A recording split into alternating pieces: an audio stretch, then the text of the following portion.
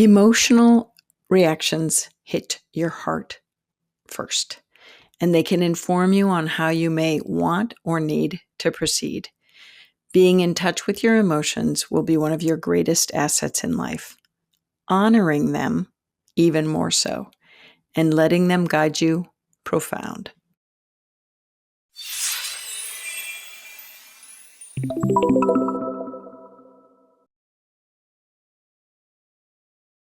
Hello, and welcome to the Constance Messmer Podcast. Thank you so much for tuning in.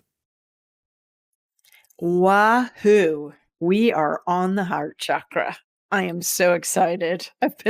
This is so lovely. You don't even know. So the Heart Chakra begins our journey to the upper chakras. And that's really exciting because these are the places where we're really meant to dwell and work our energy from and exude our energy from. And I am so excited that you're joining me for this segment. We're going to be talking about what's going on in the heart chakra, the emotional receptor center that it is, components for greater truth detection, and all sorts of yummy stuff, mudras and yoga postures and opening up your heart center and stuff like this. So thank you so much for tuning in.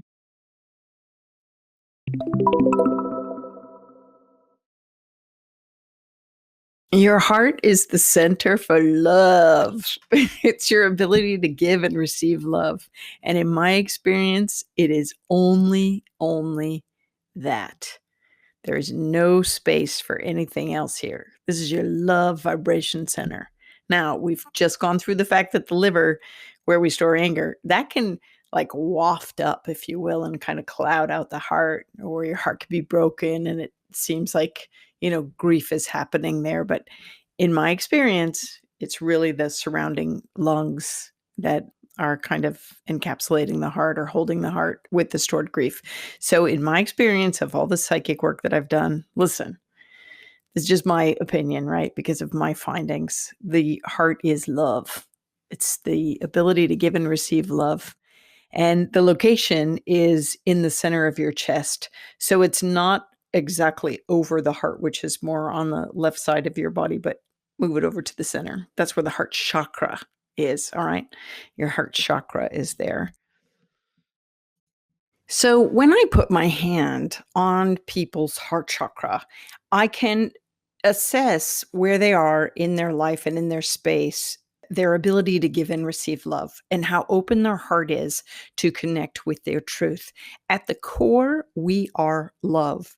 And so when I put my hands on people and I feel energy blocks or fear or holding back, this is what is clouding the heart chakra, much like hatred or grief or anger would cloud the heart chakra so that it's not able to function properly. But a lot of times I have to follow the thread of where is that hatred stored, or where is that grief, or where is that anger, or where's that hopelessness, or, where are I'm going to call them uncomfortable emotions. Where are they kind of stemming from? And that sometimes I find these things that they're like in every cell of their body, if they're resonating and still in that space of that reaction that put those uncomfortable emotions, if you will, in their energetic field. And so I really find that the heart chakra is just about your divine essence that is love.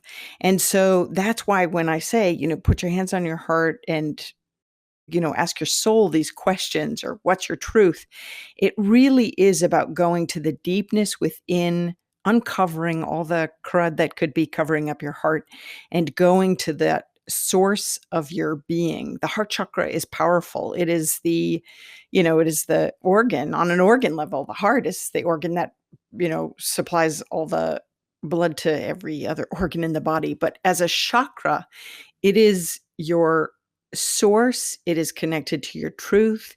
It does respond to the resonance of emotion in your being. And that's why you are always hearing me say, emotional responses are a great guiding system to what your truth is, because you don't want to deny those feelings of being wronged or being upset or elation or being happy. Those will tell you kind of how to course direct while you're on your path in life, because your purpose is really to live in joy.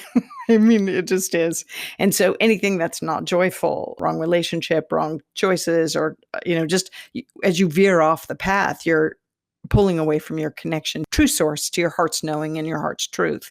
So I just think that it's important for me to tell you that the heart chakra is really, even though I can kind of tune in to people and go, whoa, your heart chakra is kind of covered with resentment or self-centeredness or loneliness or whatever, or contrary to that, I find, put my hands on and I'm like, oh my God, you're living in a space of joy and harmony and balance and contentment to the cosmic all, and you are connected, to source and life itself, and your path forward. You're really honoring your heart's truth.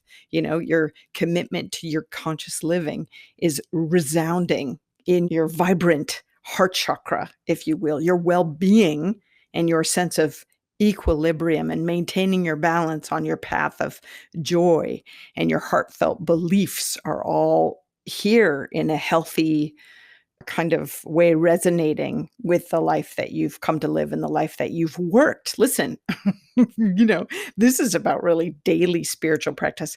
I keep telling you, my work is to empower you. It doesn't mean that the process of life on the planet is necessarily easy in getting aligned with your heart's truth and in getting aligned with your source, which is love, light, and joy. But when we bring the conscious awareness up to our knowing and really learn to open our heart and tap into our heart and be in that feel good place where the heart, the energy of the heart, I mean, I'm feeling it now.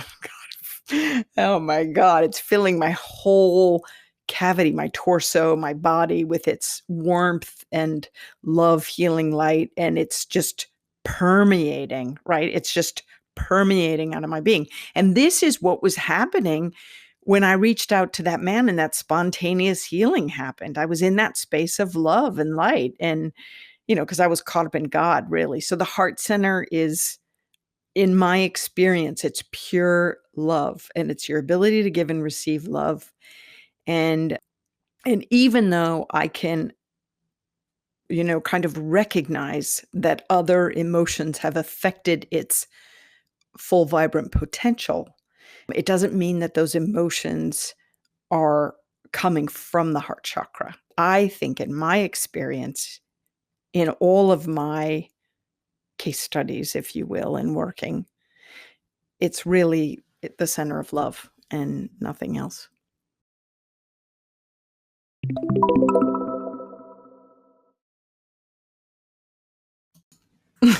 Spirit's actually saying those other uncomfortable emotions are supposed to be fleeting. If they're happening, they're supposed to be fleeting. You're supposed to recognize the betrayal of your soul or the experience that's occurring so that you can course direct and then move along from them and come back to your center of gravity, which is love, because they're not supposed to take up a residence in your body.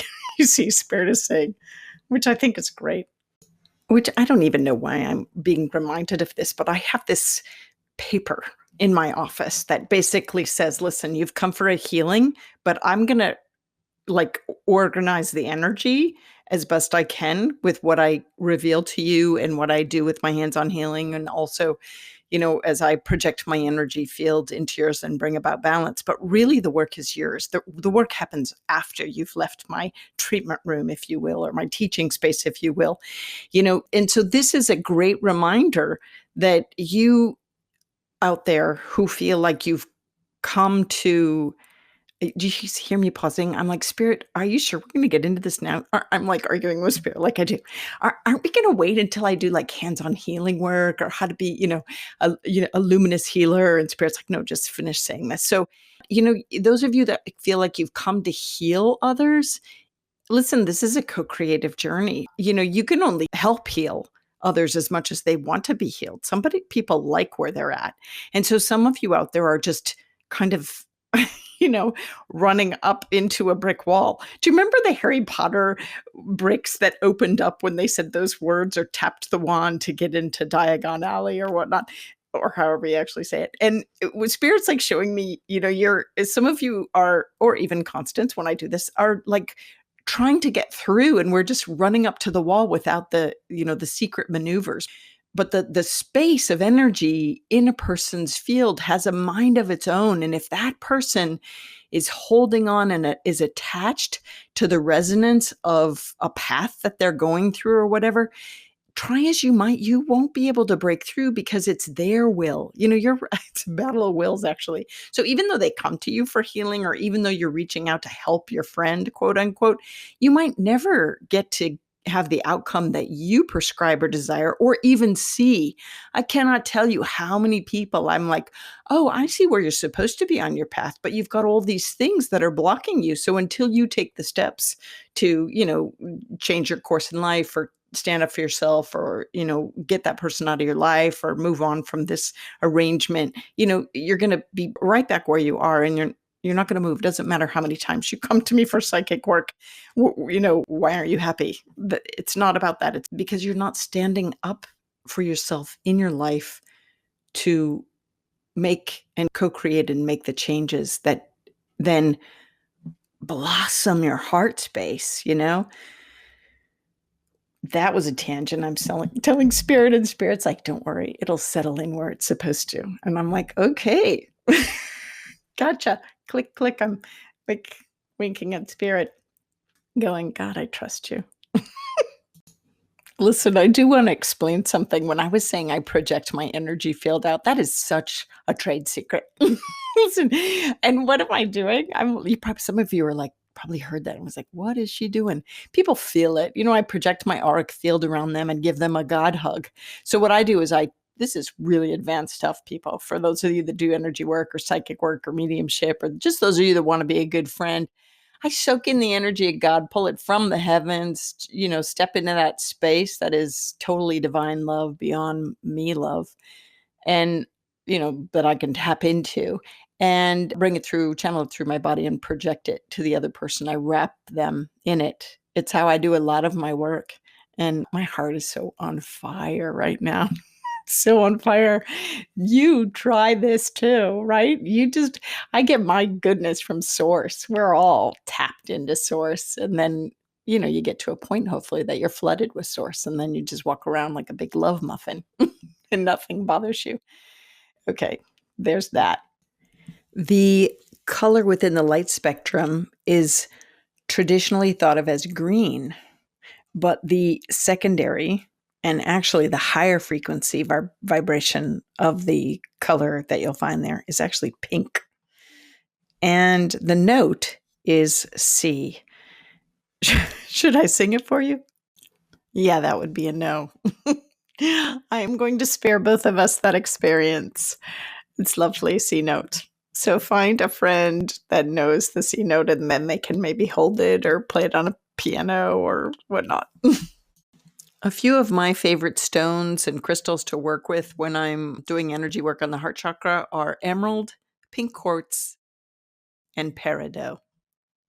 As for the hand mudras that I like to use for the heart chakra, you first start with Anjali Mudra. What Anjali Mudra is it's traditional prayer hands right in front of your heart chakra. So you bring your hands together so your palms are gently facing one another and your fingers are pointed upwards. And it's right in front of your heart chakra. This hand mudra, not only is it used in prayer hands, but it's also used as a greeting throughout the world. It's all about composure and returning to one's heart. So if you were to start with your hands in the prayer position in front of your heart chakra, or Anjali Mudra, if you will, then what you would do to access the heart energy or focus concentration on the heart energy, the heart chakra, is you would move to Padma Mudra. And Padma Mudra, it means lotus seal in Sanskrit. It works to open the heart chakra, and it's a symbol of purity. When you start with your hands in the prayer position of Anjali Mudra, you keep the base of your palms together and your pinkies touch and your thumbs touch while you unfurl, if you will, or open up your other fingertips, spreading them apart. Your index, your middle, and your ring finger all open up like a lotus flower blossoming, which is what you are working on, opening the heart chakra. If Padma Mudra is difficult for you or it puts too much sustained pressure on your wrists or whatnot, most certainly you can just put your hands across your heart chakra. This works equally as well. This is what I always tell you to do. Put your hands on your heart. Put your hands on your heart chakra, really, is what I'm asking. I don't think I've actually said that. I think I've said put your hands on your heart, but it's your heart chakra. Oh my goodness. Do you remember when I told you about the time God visited me, like profoundly? It's on my episode titled My God Visit, when I was just sitting on my couch, minding my own business, mind you, and I get this pull from spirit. Remember, clear sensation was a pull, and then it was a knowing claircognizance, and I was just driven basically to my treatment room, and I knew and was directed to lay on my treatment table, which is a massage table. And I spontaneously went into a yoga asana. Well, this was it. It's the heart chakra yoga posture, Matsyasana, fish pose. And so, I was just amazed because I was like, who, are you of God? And it was, I am God. The light was so full in the room. It was just blinding light. My eyes were closed, but it was blinding light. And my heart chakra was up and open and pulled up and out. And their source energy was like just this intense embrace of beauty and love and restoration and all that is. And, what I call God, but, all that is great source spirit. Oh my gosh. Okay, I digress. So, this is the posture. This is the posture that I suggest you try if you like to do yoga asanas. This one in particular for opening up the heart chakra is Matsyasana, fish pose. Hey, I want to tell you about my book, Some Dogs Talk. It teaches animal communication among the pages of paranormal, non-creepy fiction. But the stories of animal communication are actually based on a lot of personal experiences that I went through. It is designed to help the reader navigate their own experiences of all the different ways that we can communicate, not just with animals and our furry friends, but with others. I think you'll enjoy it. Get your copy today. When I teach Reiki classes, I teach my students that when they hug, they should lean to the right. This way, hearts meet, and you give a heart-to-heart hug. I also teach them the importance of when they're falling asleep at night, having one hand on their solar plexus and one hand on their heart chakra, or both hands on their heart chakra. Everybody has healing energy in their hands. And so you too can do this. It's just a lovely way to fall asleep for a while, or at least rest that way for a while before you turn on your side or on your belly or however you tend to sleep. But I'll often fall asleep giving myself healing energy to these particular chakras, especially my heart. So with all those tough emotions, the heavy-hearted emotions like anger and grief and hopelessness and hatred and resentment and loneliness and just all of those disparaging emotions that cloud the fully functioning heart chakra to give and receive love. When those kind of emotional states weigh heavy on the heart chakra, then I come across imbalances specifically to the heart. This feeling of being unloved or unwanted can create heart trouble, lung and breast problems, upper back problems, shoulder, arm, and hand problems and finger problems. Also high blood pressure and asthma and allergy and skin conditions. And of course, like emotional hurt and emotional insecurity feelings. I'm going to give you an example of that. There was this woman that came in and she had issues with her hands. It was actually basically what it related to was the fact that she didn't love her job. She didn't love her work. And so she was feeling like she was putting her work kind of before herself and putting everybody else before herself. And so she was busy with everybody else's needs and desires, but not her own.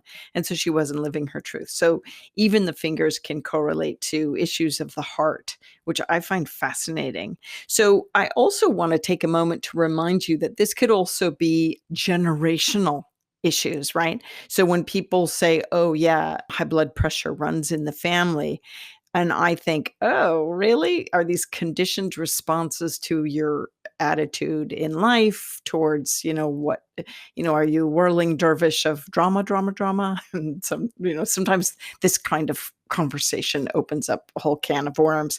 So just be curious about issues around the heart that are passed along through generational experiences and how they might have a resonance of emotion attached to them, whether it's, feeling unloved or not feeling worthy or not feeling good enough or, all of these things that can affect your sense of feeling and giving and receiving love.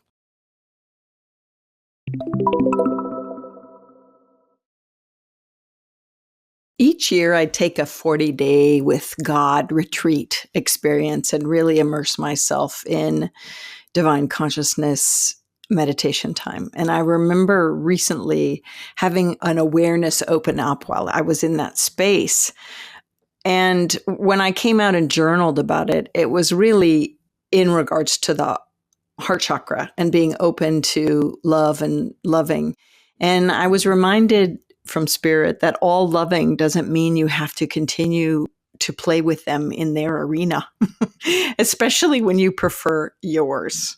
All right. I just want you to remember that. What also came to mind was the line from Elizabeth Gilbert's book, Eat, Pray, Love.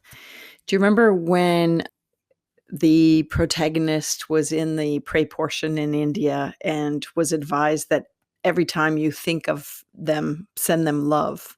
So love them, send them love and light and move on. And this was really great advice. I was like, wahoo, Elizabeth Gilbert, well done. I've read that book so often. It's it's great. Because it's true, when you long or miss someone or you feel like you had a connection or you feel guilty or bad or upset about, not being able to be there completely for them and had to leave the relationship or stop playing in their playground, if you will, every time you think of them, then just send them light and love. Don't send the angst or the stress. And that brings me to the next truth. What came up in my meditation time when I came out of it was don't sweat or stress or angst over anyone or anything. Resolve it. Let those emotions be educational and then fleeting once you are moved to resolve the issue. But don't send those, stress and angst out to someone because it only sends out that anguished energy. Instead, send out love. And Spirit said to me, in fact, send out love and permeate love, radiate love, be love all of the time. Let there be no room but for love. To those that they are in disharmony with, like whether it's, I'm going to say this, you're going to be like, what? The politicians or the way the planet's being treated or organizations that don't align with love, send love to them. Don't be, sending hate.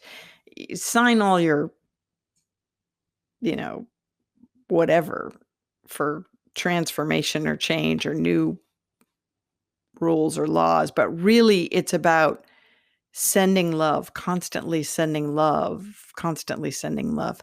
And then Spirit also said, ahead of you in your life each day, on your path before you, each and every day, project love. Of course, that is sometimes easier said than done with people or institutions that you have trouble with. But I know you know what I'm saying, because otherwise, if you're projecting the negative emotions or the heavy emotions or the disgruntled emotions, you're letting that flow through you too. And that can really dampen your own power in many ways. So, like I said last time, use those tricky emotions to fuel movement or change or next steps.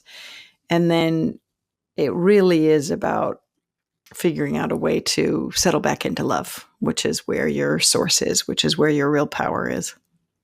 So after my meditation time, I took my moment to journal, what came up in that space. But also I turned my attention and did a Q&A with God. And so I want to share that with you. And part of me is like, oh my God, I haven't read what this all says. What if it's really, I don't even know. But I said, but God, what is my message? What is my message in my work? And God said, love. He said, you bring them to truth, to self, to all that is, to the really real, and they come to God, or they come to source. They come to love. So then I was compelled to write this part, which I'll share to you. When people come to me for one-on-one opening to spirit or learn to channel sessions, and I sit opposite them for a reason. It's heart to heart, and I use my body as an amplifier, a conduit for change.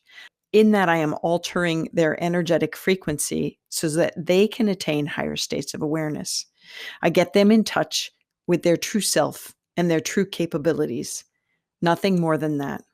I just lead them through. They have to walk through the door and be willing for change, be willing for a higher life frequency, and all that that means. What do I do in those moments of connection? Through intention and will, directing my energy, I reach up for the heavens to the highest frequencies through source energy. And I project my energy field into theirs. And like the sun that can warm our bodies and our skin, the radiant light of God pours through me to them. And because they are that too, they match my frequency. Then I take the person before me through the experience, mentally and emotionally and spiritually, in visualization efforts, so that they can have soul awareness to their experience. Because all doors are open to them. They can attain various frequencies because they have free will. I let them choose. I have seen giant angels around people who only want to see and visit with their loved ones. I've felt God in the room when people only want to meet their guides. God assures me all of these are important steps, not to be taken lightly. We experience what we are ready for. Our soul guides us. To amplify or quicken the experience, remove all barriers. Knowing what you want and getting it are two very different things. Sometimes it only takes hope. Other times, drastic measures are necessary. You have to pick through your soul experiences to find out your blocks and belief patterns to have gotten you where you are. Some souls like to know. They love solving a riddle. Others need to get used to the energy and get used to the connection at that frequency, at that state of intimacy, at that state of being. They need to feel their way along, appreciating, believing, sustaining the energy patterns that are occurring. And like getting used to a good and new friend, they have to get used to us, spirit, at that place, at a pace that is right for them. For these souls, for these people, it is best, permittable, profitable, suggested that they remain at this stage for a while, working with this specific frequency before moving on to gods, to angels, to God, to source, and all that is. People get amped up as they go along and move up and out to the higher frequencies. Source energy is vast, and I, Constance, can play at various frequencies of disposal. I can be small or I can be large, depending upon what you need in the moment of interaction. Oh no, that's God saying that. God says source energy is vast, and I, as source energy, can play vast at various frequencies of disposal. I can be small or large, depending upon what they need in the moment of interaction. I can be a whisper in your mind or a blinding light before you, whatever you've called me to be, whatever resonates. Holy moly. And I said to God, I know this. You give me glimpses and little tasks before I go on board enough to do the greater works.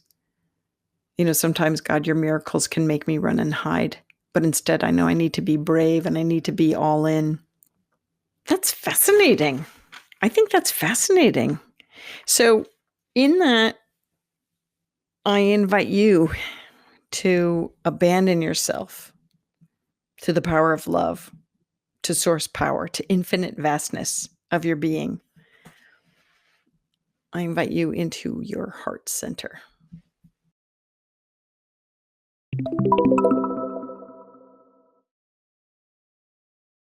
Emotional reactions hit your heart first, and they can inform you on how you may want or need to proceed.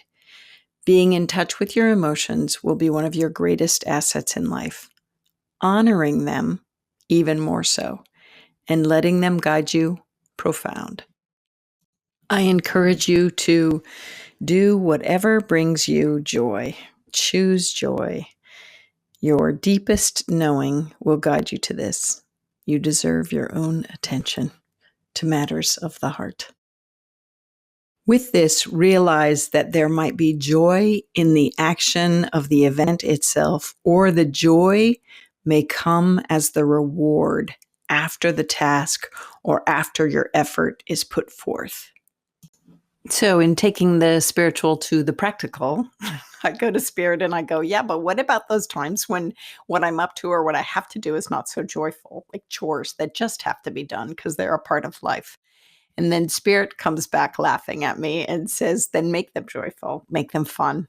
It's an attitude adjustment of flipping it and, bringing in the help or bringing in the mentality or maybe double timing those chores with other things so that you can feel good about what it is that you're being called to do. And also when we choose joy, it is also, the heart chakra is about love given and loved received. So it is about doing good to others as well. It is about, that whole in giving you receive. It is true. When you do for others, it really touches your soul and blossoms your heart. And so noticing those times when you're in opportunity to, open up your heart and help and move the energy and be cognizant and conscious of the energy of your heartfelt connections. This too is incredibly important in life. Your homework this week is to close your eyes and sit in meditation and just permeate love. Just go into your heart and just think of really love, thought, energy, love moments, maybe memories of really anchoring in that feeling of love and filling then your whole body with that healing love light and calling love from the heavens and reaching up and immersing yourself in it and washing yourself in it, and then sending it out your heart chakra as a beam of beautiful light. You can make the color any color you want. It doesn't have to be green or pink. It can be whatever, and send it out to everyone and everything and the planet. That's your homework. I think that you're great at doing this on your own, and I'm really confident for you, and I already feel the love. So thank you. Hey, Constance Messmer here. I just want to do a shout out of big thanks to all the members. I am so grateful, and all the people dropping in and giving little donations here and there and super thanks and all that stuff. I really appreciate you. You members and you people contributing and subscribers are what help me bring this content to everyone, really. They both contribute to the cost of production, and I am definitely grateful for that. This stuff is not cheap to put out. Oh my God. Oh my God. So every little bit helps, and I am filled with gratitude that you're stepping up. I am not necessarily a joiner, not usually, but there are environmental issues in other organizations that I do belong to and I contribute to because I like to see them persevere. And I'm hoping you feel the same about this work. I hope you put it into practice in your life. That's another way that you could spread this work and help change our world, which is what I think it ultimately does. As you know, I think if everyone tuned into their soul senses, the world would be a much better place. So when you subscribe, it's a big yes vote for the content, and it helps spread the work across the planet. So when you put the lessons into practice and subscribe and like and share, you help me help you carry the lesson beyond you and me. And I am just really grateful.